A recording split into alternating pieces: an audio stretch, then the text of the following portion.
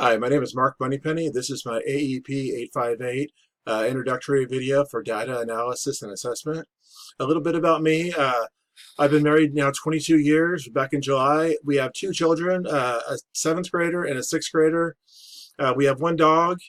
I have a bachelor's of arts in kinesiology from Western State College in Colorado. And my free time, I spend most of my time with my family. I've always loved the game of basketball. I played basketball all the way from elementary school all the way through college. And right now we live in the middle of Wildcat country, and we are a big KU fan, so we kind of uh, take a little bit of heat every now and then. My professional life, I grew up in Southern California. I then I got a bachelor's degree in Western State College, and we moved to Kansas, in Junction City, Kansas. I've been teaching 22 years. I taught 17 years as an elementary PE teacher and 4 years as a high school PE teacher, and now I'm a middle school careers teacher. This is my first year doing that, and I just absolutely love it. I also did about 20 years of coaching. I coached basketball and track. I was the basketball coach from all the way from the elementary school to the head boys basketball coach at the high school. And now I'll be finishing up my degree in the fall at Fort Hays. My goals, I want to become an administrator at a school, whether that's a principal, an assistant principal. A long time ago, I really wanted to be athletic director, and that's still something that really intrigues me. I could really see myself stepping into that role.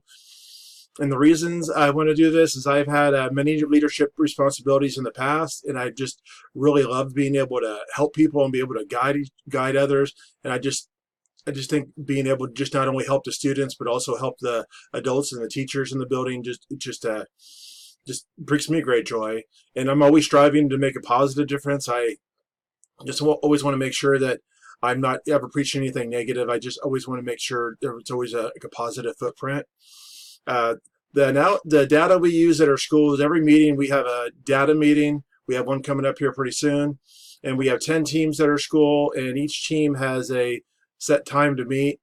And these are three of the things we look at. We look at behavior, we look at the suspension reports and discipline data, and then we compare them from team to team, and all the others in the other also compared to the other middle school in the district. And we look at our attendance of which kids are at-risk students. Do we have any chronic absenteeism and truancy? And our academics, we look at the screening data and the literacy and the math. And with the state testing coming up right now, that has been a really hot topic to be able to look at. The other part we look at is the classroom observations. In our school right now, we have an informal evaluation. Every week we have an administrator come in every single week, and they are looking for these things in our teaching. They're about for 15 to 20 minutes, and once a month we have this is new with a new superintendent this year. We have a district panel of people that come in, and they also go to about 17 to 20 classrooms each time they come in once a month, and they are looking for certain things, and they're just be able to see if we're doing the positive things. So in their structured observation reports, they're looking for the staff and student behaviors, how the staff and student behavior, how we get along with each other, what are the student behaviors in the class, is there any misbehavior evident? Are we actively engaging with the students, or are the students just sitting there and just listening to us or trying to fall asleep? What is our lesson design looking like? Is it actually, are the kids basically thinking about what they're supposed to be doing, or are they just sitting there just bored? Do we have any hands-on activity? We're a big school. They do not want kids just sitting there doing nothing the whole time, that we are up and active and keep them actively involved. Then they look to see about our CHAMPS. That's our discipline. That's our behavior modification system, and let them see if that's evident in the classroom. Is the teacher using specific praise?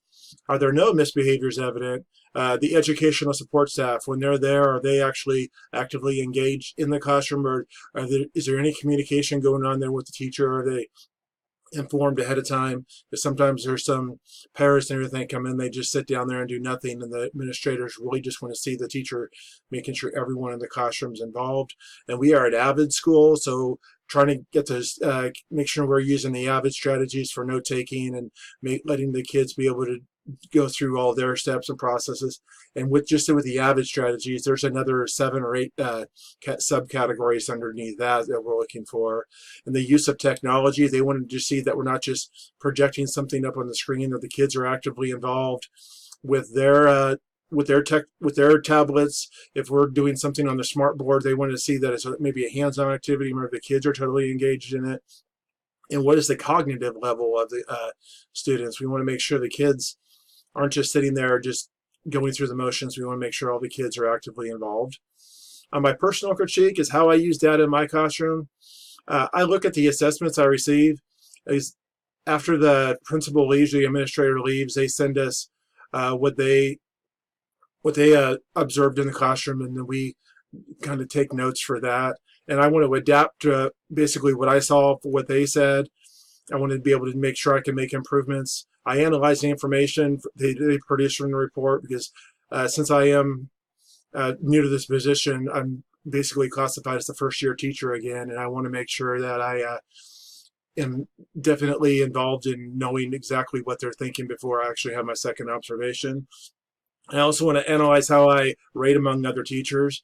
They don't list names, but they say all these teachers are doing all these things in their classroom. I just kind of do this, and they'll just tell us this is where you are, and I just kind of want to see where I rank in my classroom. I use exit tickets, so I want to be able to see where the kids are at all times in the classroom. And I'm collecting data from their projects we do in the classroom. I gather information from each student on their career choice they have for the future, because my class is definitely geared towards them. I might have a different, basically a different topic coming on each class, and sometimes each semester I gear the class towards the kids. I do have a set curriculum, but I want to be able to gear the class towards the students involved. My plan to improve, how I can enhance my current knowledge. This class can really help me better understand data analysis. I also want to be able to determine the most valuable data to analyze, and why is it the most valuable data to analyze. And I want to work with the district to help improve their mission goals. And I want to also keep an open mind and not get overwhelmed, because in our classrooms, we get so much data thrown at us every month, and we get homework assignments, and we have to be able to compile all this stuff for them, and it's very easy to get overwhelmed. Thank you very much, and I've really enjoyed this video, and I look forward to the rest of this class.